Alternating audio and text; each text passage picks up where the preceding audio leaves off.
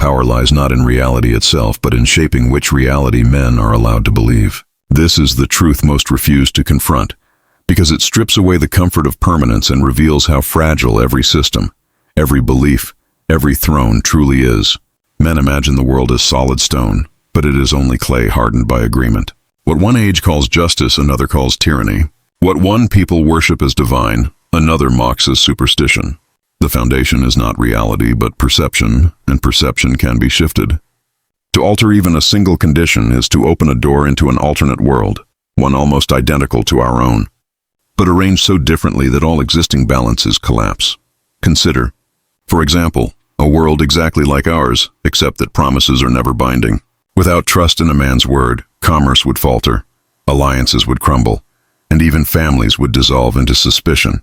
Gold might still glitter, armies might still march, yet no structure could stand, because belief in the spoken bond is the silent cement of civilization.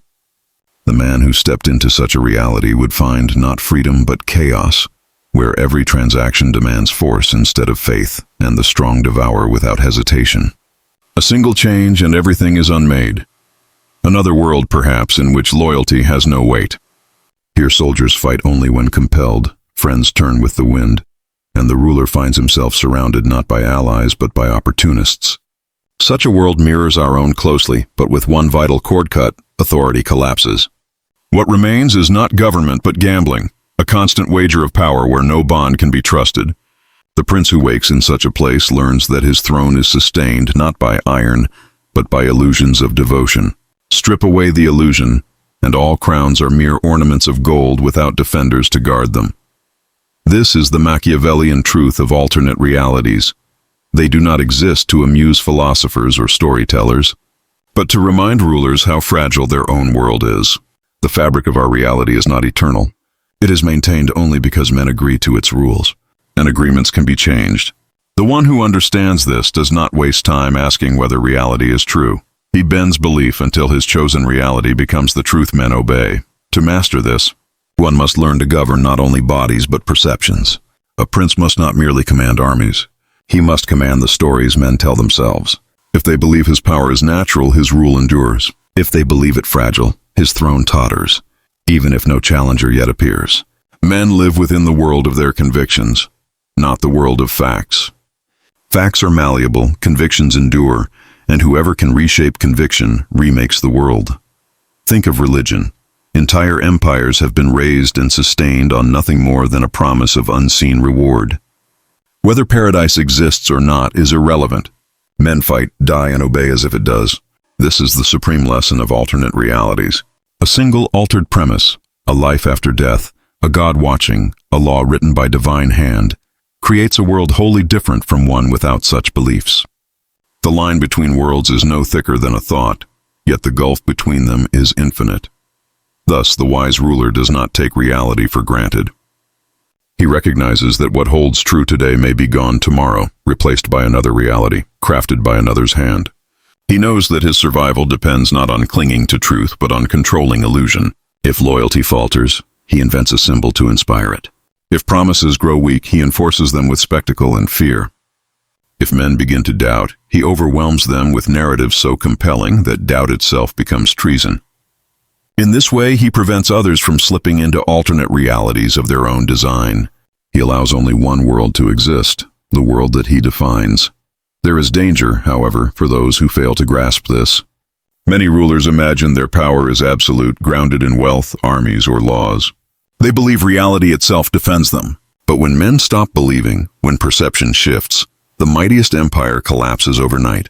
History is filled with kings who ruled vast lands, only to watch their castles burn when the people no longer believed in their authority.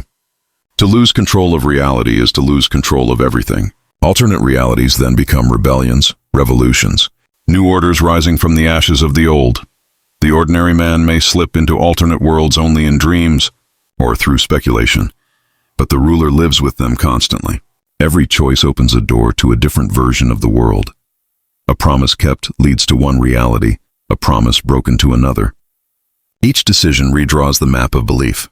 To govern wisely is to anticipate not only the visible consequences, but the invisible shifts in perception. For perception, once altered, creates a new world that no force can easily unmake. This is why appearances must be guarded more carefully than truth itself. Men tolerate lies if the illusion comforts them, but they revolt against realities that shatter their expectations. The prince must therefore craft appearances that sustain the reality he desires. He must cloak weakness with the image of strength, disguise necessity as choice, and mask cruelty as justice. By doing so, he ensures that men remain inside the reality he governs, never aware that another is possible. To expose them to the idea of alternatives is dangerous, for once men glimpse another world, they grow restless with their own. Yet mastery of alternate realities also grants opportunity. A ruler can deliberately introduce a small alteration, shift a belief, and in doing so, reshape the entire order. If men are made to believe that wealth is shameful, then power no longer rests in merchants but in priests. If men are taught that obedience is holy, then armies need not be paid, only blessed. A single idea, injected into the bloodstream of society, mutates into a new world. Here lies the art of transformation. To rule not by force alone, but by remaking the reality that men accept as truth. Even in private life, the lesson remains. The man who believes happiness is his right is chained to disappointment. The man who sees happiness as illusion is free to wield it. By changing a single belief, he steps into another reality, one where his suffering is tolerable because it serves a purpose, or one where his ambition is justified because fate decrees it. He is no longer bound to the same chains as his neighbor, though they live side by side. Reality is not external. It is chosen, believed, and enforced. Power lies not in discovering which version of reality is true, but in deciding which version will prevail. The one who controls the narrative controls the world. This is why philosophers debate, why priests preach, why rulers issue proclamations. Each is an attempt to fix reality into a shape that benefits them. For reality itself is neutral.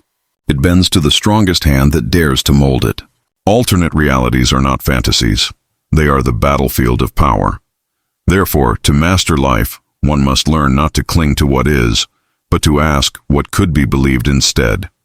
A world nearly identical to ours with one change is enough to show how everything depends upon perception. The difference between freedom and slavery, wealth and poverty, loyalty and betrayal, is often only the difference of belief. The man who commands those beliefs commands the future. He does not chase reality.